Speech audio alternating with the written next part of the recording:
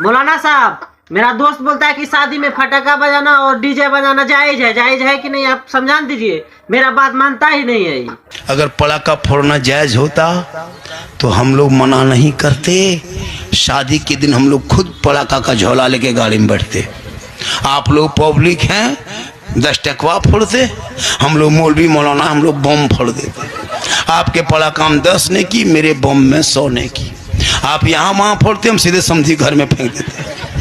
यहाँ तक के डैना माटी लग जाते। जब सवाब है फोड़ने में तो एकदम चारों कोना में डैना माटी गड़ के समझी घरे उड़ा देते, सीधे जन्नत घुस जाते। जब पटाखा पर इतना सवाब है तो 10 टकवा का है, बम फोड़ते बम।